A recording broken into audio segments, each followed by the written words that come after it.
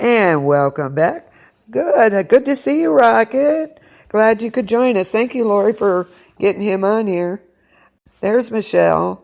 Okay. Have you ever had a fallen dream? Have you ever woken up after a dream of falling with a jerk, and you awake, or a vivid sensation of rapidly falling down a cliff? This is the strangest sensation ever. Your eyes open and you feel like you're bouncing on the bed. That is the weirdest, creepy feeling ever. And it's like you've been, running. You're out of breath sometimes, and that is the creepiest feeling ever. You are not alone, believe it or not. About 40% on an online survey about this reported falling sensations at least once in their lifetime.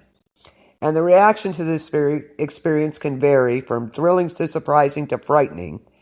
You can learn how to work with your non-physical bodies and turn it into a positive one. It is the most creepiest feeling ever. I hate it. All of a sudden, your eyes just pop open, and you feel like you're bouncing, on the bed. I absolutely hate that feeling.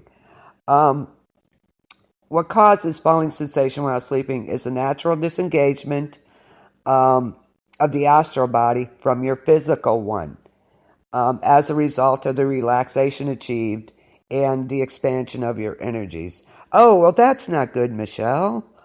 God, what were you? Oh, you must have been falling down something. That's not good. When we're awake, our energies keep us connected to the physical body. We are here, okay? And as a result, our bodies, basically, you stay aligned, okay? And to understand the falling dream feeling, you have to understand what happens in your sleep cycle. Of course, your physical body needs sleep. Don't I know it? The physical body may be awake or asleep. Your consciousness, on the other hand, can be lucid or not, and have points. There's different levels of lucidity. When you combine both things, we get some interesting results. Most people lose lucidity when their physical body goes to sleep. It's not something that's necessary, though. That's not, Michelle, that's scary. Shouldn't be waking up with bruises. Although I have at least twice that I know of. I don't know what the heck I was doing, but I hate that. And your eyes open, it's totally dark. And that bum. That is, I hate that feeling. And you're thinking, oh my God, what just happened? Where did I just fall from? Oh my God, you have scratches too, Lisa? Oh my God. Oh, yeah, I'm going to bring something up after a bit here, what we're going to do. Okay, sleeping is, ouch. Those are so, you got to be so careful with those. You dropped one side, my arm caught him. Ow. Oh, ouch. Michelle, you need to get, I think you should be you've definitely got psychic abilities here, some kind of abilities. Yes, you should be doing that. Anyway, you don't have to be asleep. It's a force of habit which makes us switch off lucidity as we are falling asleep. If you manage to stay lucid while your physical body goes to sleep, you will have an OBE. I used to sleepwalk. I wonder if that has something to do with anything. I have to look into that, sleepwalking. I did when I was a kid.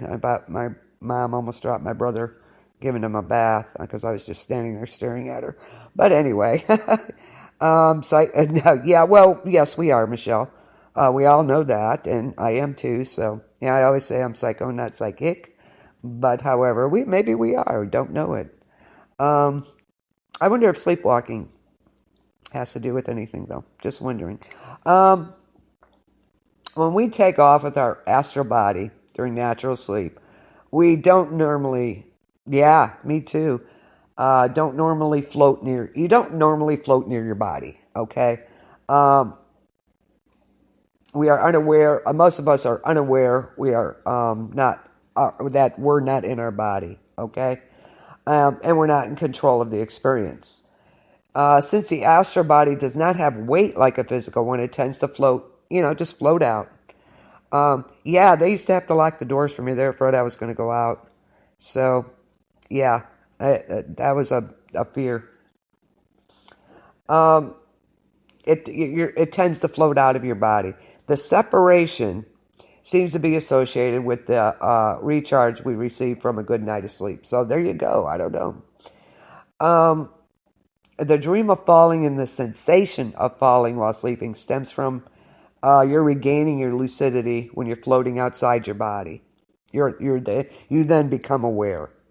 Oh yeah, that good thing they were aware of that, Michelle, because you could have been wandering. That's scary. Yeah, they locked the doors. They were afraid I was going to go out too. Our brain normally tries to incorporate external and stimuli into our dreams, especially we're in the REM sleep period, close to the time when we wake up every day. If the alarm clock goes off with a nice song and you're driving a car in your dream, you may dream you switched on the car's radio, and it's the same music that started to play. This is something that happens so quickly. It gives the impression that the dream and the stimuli happened at the same time.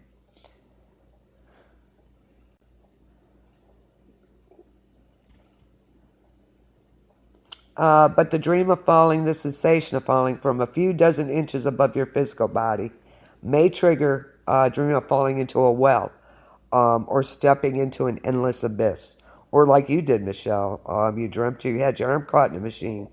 And when you got loose, you fell and you became, boom, you were awake, bam, and you had bruises. So not a good thing.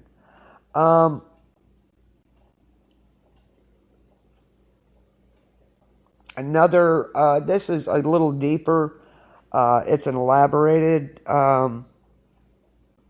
hypothesis. It involves difficulty that our brain has to differentiate falling from floating, okay?